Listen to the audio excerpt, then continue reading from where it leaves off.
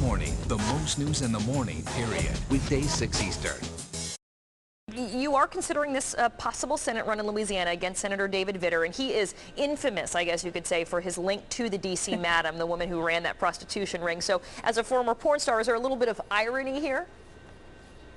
I think so. I think that's one of the things that people find kind of entertaining about the whole thing, but you got to remember what I do is legal and what he did is not. So yeah, I think people are finding that very interesting. I hear the word karma a lot. And are you still haven't filed the papers yet, right? How seriously are you considering this run for Senate?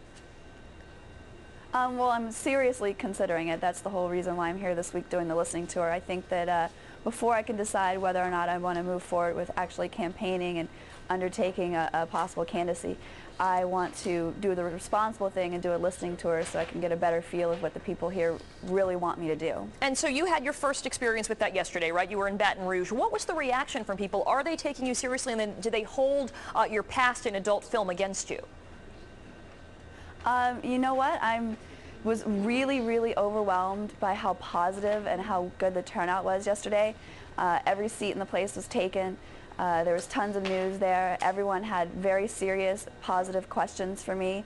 I was expecting at least a little bit of controversy, but surprisingly there was none. And everyone's questions seemed to be very serious. And so what did you tell them when they were seeking answers about, help with the foreclosure situation there, help with job losses? How are you telling them you're going to be able to make their lives better? Right, well, you got to remember this isn't the actual campaign, this is a listening tour. So the whole idea of me going there yesterday was I was supposed to be asking the questions to them.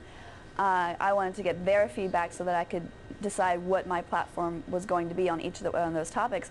I was very impressed with the turnout. I was very pleased with the turnout and the response. But I was, quite honestly, I was a little disappointed that more people didn't speak up and let me know what their issues were. I think they were very intimidated by the amount of television crews and cameras that were in the room.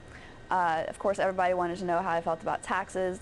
A couple people wanted to know about David Vitter, and the same thing that I said yesterday was I wasn't really there to talk about him. I've done enough of that. If they had questions about David Vitter, they needed to go and talk to David Vitter about that.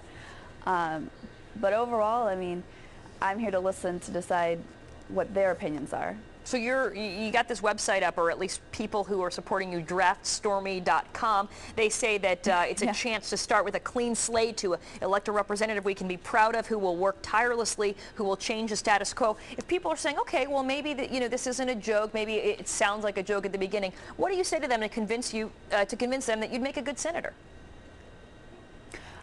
Like the whole DraftStormy came about. Like I said before, I had nothing to do with it. I largely ignored the situation in the beginning, and the only reason why I am moving forward and I'm sitting here talking to you guys today is because everyone is encouraging me, and I've gotten so much positive feedback. And the only thing I have to say to people is, I don't have a hidden personal agenda or political agenda. This wasn't my idea. I'm strictly doing it because I've been called to duty, if for nothing else. And I think that by taking the steps in this listening tour and really listening to what people have to say and what their concerns and their issues are, and forming a way to help them with these things, I think that they're really beginning to take this seriously. Anyone who knows me and has worked with me in any of the businesses I've been involved in before knows that I never take anything lightly. I work extremely hard.